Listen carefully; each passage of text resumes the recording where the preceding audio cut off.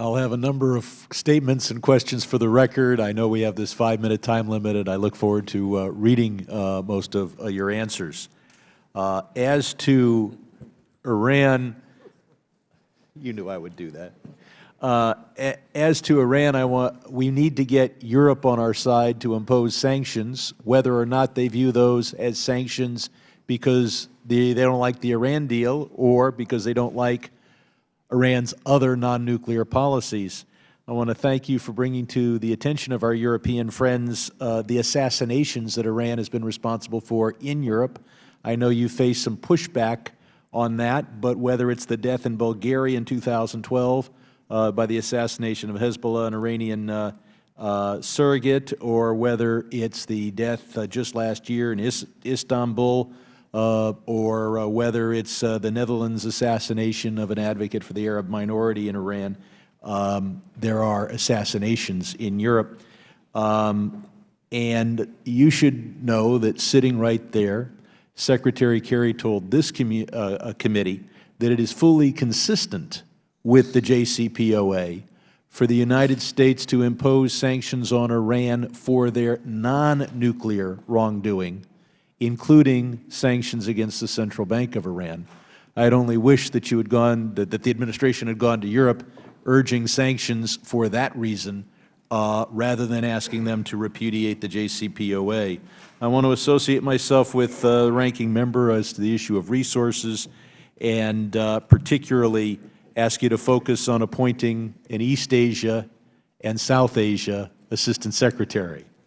As to Pakistan, it is a country of great importance to us and has various regions. I hope the State Department would do public diplomacy in the Sindhi language, and I hope that you would reach out to the leaders of Pakistan about the disappearances in Sindh and the forced disappearances. As to North Korea, I can understand that your bargaining position is complete, immediate, a dropping of their entire nuclear weapons program in a verifiable and irreversible manner. That has been referred to as the Libya model. I would hope that while you can go into negotiations with that, if you can come out with verifiable limitations, an end to the creation of new fissile material, a halt permanently to their ICBM program, that should not be regarded as a failure simply because you don't get complete, verifiable, irreversible denuclearization of the Iranian Peninsula. As to Turkey, I hope that the administration would oppose the sale and prevent the sale of the F-35s.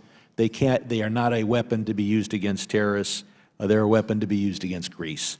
And I hope the State Department would at least be neutral should Congress consider, as we are considering, the recognition, the remembrance of the millions of Armenian, Greek, Assyrian, Chaldean, and Syriac victims of the Ottoman Empire at the beginning of the last century.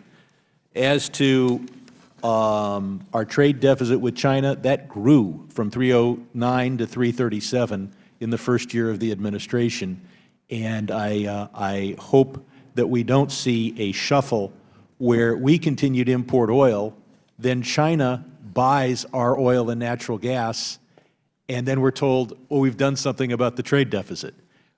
We should not count oil and gas exports to China as a reduction in the trade deficit.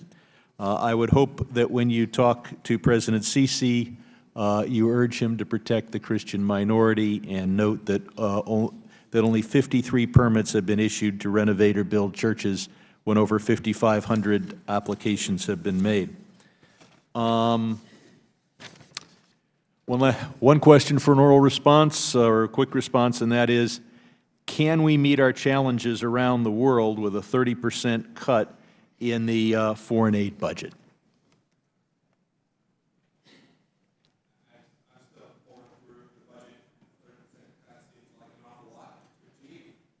So you have my word. As I said, we're gonna get this piece right.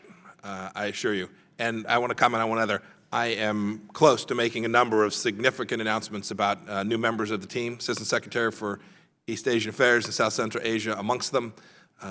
Ambassador Shannon is retiring here shortly. We'll need a replacement for him, and we're very close to moving along. We've got to get him through the Senate, but I am looking forward to getting the whole team built back. We go now to